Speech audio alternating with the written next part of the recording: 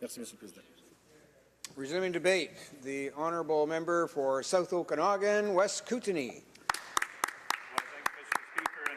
And I'm happy to rise this evening to speak to the motion to concur in the second report of the Standing Committee on Natural Resources, a report on the future of and innovation in Canada's oil and gas sector.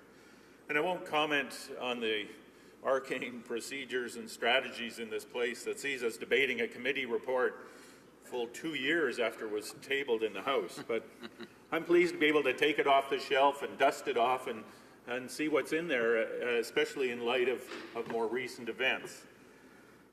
The NDP submitted a supplementary opinion on the report when it's tabled, so I'll be referencing that when I'm discussing some of our concerns.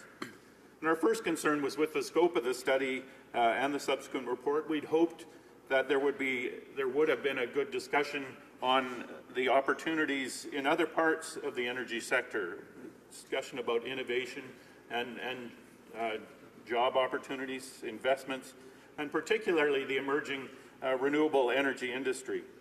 Renewable energy offers significant opportunities for the creation of good jobs in every community across Canada, and much of what is happening there is the very definition of innovation. But unfortunately, that topic wasn't included in this study. During our study, we heard a lot about innovation in the oil and gas industry, and some of it was truly encouraging. We heard from the Canadian Oil Sands Innovation Alliance, or CASIA, and the model that CASIA puts forward, a group of private companies that have put aside the usual proprietary nature of research and information to create a true alliance in which all members have access to successful innovations that could result in oil extraction methods that are both more economical and better for the environment. That's really exciting to witness. Unfortunately, we heard that many of these innovations would only be implemented in new projects that are waiting for higher oil prices before they will proceed. But I truly hope that the CASIA model will be extended to other industry sectors because of the way it amplifies innovation through quick adoption throughout the sector. And I'd also like to echo the sentiments of Gil McGowan, the president of the Alberta Federation of Labour, in that we have to be more than hewers of wood and drawers of water. We need to develop value-added industries within the oil and gas and other resource sectors. He testified that, and I quote, "We should prioritize value-added development because these kinds of investments not only create jobs directly in upgrading, refining, and petrochemicals, but also create other jobs." I would add that these investments create jobs that are not as subject to the volatility of global oil prices and create products that will be needed during our transition to a low-carbon economy. Mr. Speaker, we not only need to be innovative in how we extract and use resources, we need to be innovative in how we regulate the extraction of those resources. And I think everyone here would agree that we now have a complete lack of public confidence in our energy regulation process. Nanos Research has published data showing that only 2% of Canadians think we're doing a good job in that regard. And Professor Monica Gattinger of the University of Ottawa testified before a committee about her Positive Energy program, a research group dedicated to studying ways to depolarize the public debate around the oil and gas sector, particularly with regard to pipelines. Our supplementary report states that, quote, "We believe it is essential that the lack of public confidence in the current environmental assessment process be addressed by permanent, meaningful changes to the National Energy Board process as soon as possible. New Democrats believe that the proposed interim measures introduced by the government are inadequate to address the results of a decade of conservative dismantling of our environmental protection regime. We share the concern expressed by Professor Gattinger that if the process goes ahead without the existing gaps being meaningfully addressed, the end result will further erode public confidence in the entire assessment regime," unquote.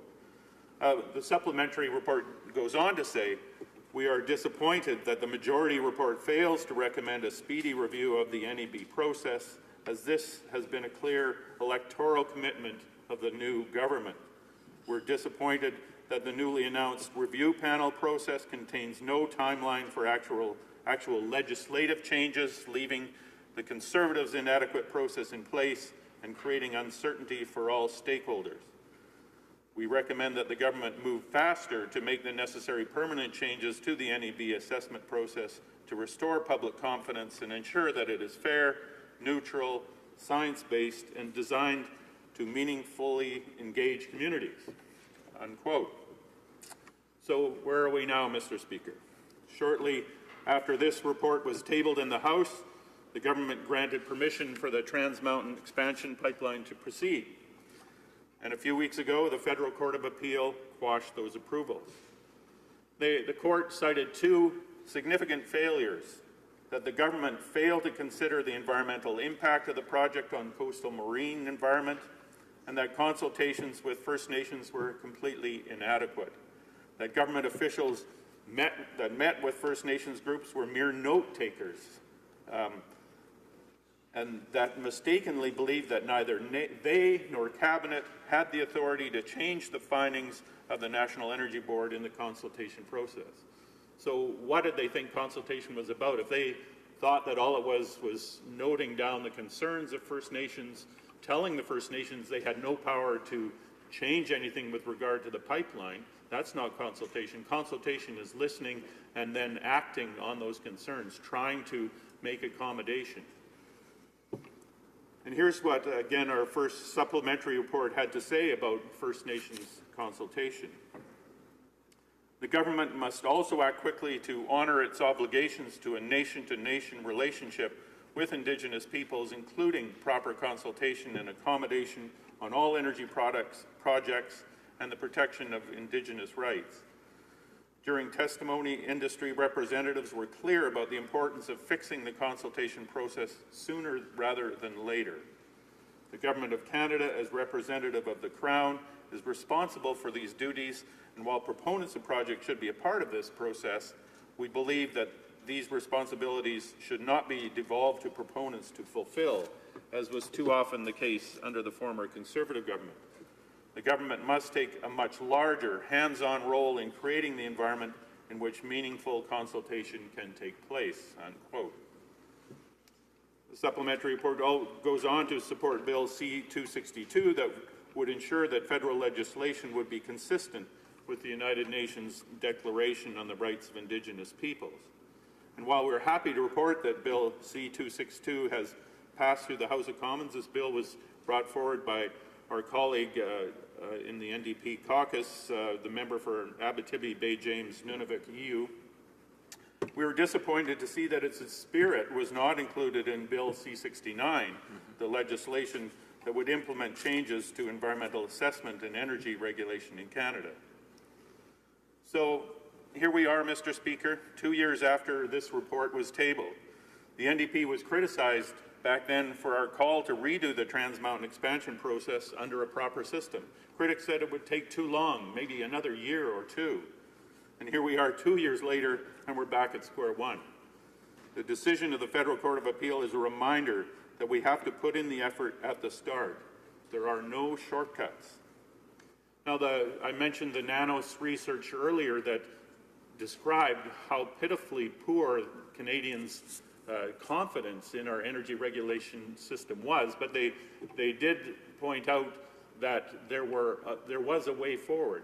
In that polling data, it showed that if the Canadian government could show that it was consulting properly with Indigenous communities, if it was asking other local communities about these decisions and developing a process to get a meaningful consultation process going, that Canadians would have more confidence in that procedure. So there is a way forward. And I just want to read out some of the testimony from one of the witnesses in particular, and that was the witness from the Indigenous Health Alliance, who criticized the National Energy Board in particular for not engaging Indigenous peoples early enough in their regulatory approval processes. He recommended the following measures to improve Indigenous community engagement. And this is right out of the report, the main body of the report we're discussing tonight. And here are his points. Early engagement of Indigenous communities in the NEB process.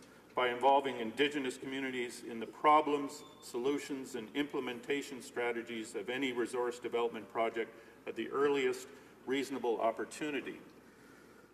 2, acknowledging the multidimensional nature of resource development issues by recognizing that resource development projects involve broader considerations related to education, health, economic development, and the environment, etc. He stated that a consultation process that does not acknowledge and address these issues clearly will ultimately fail to address the real problems. 3, including community leadership, namely elders, in the decision-making process, by recognizing elders as a stakeholder group that should be directly involved in the project agenda. 4, acknowledging that Indigenous peoples are reasonable and pragmatic about resource development. They are likely to support approval processes that respect their community-based needs. Involving communication and consultation experts, ones that could accurately interpret and convey community concerns to governments and project developers, and recognizing Indigenous peoples as a third level of government in Canada, which is how they are functionally recognized by the court system.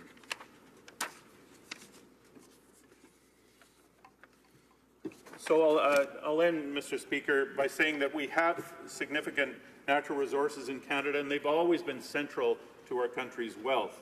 But we must ensure that these shared resources are managed in the best interests of all Canadians, with a focus on protecting the environment, ensuring meaningful consultation with affected communities and Indigenous peoples, and maximizing economic benefits. Thank you, Lynn.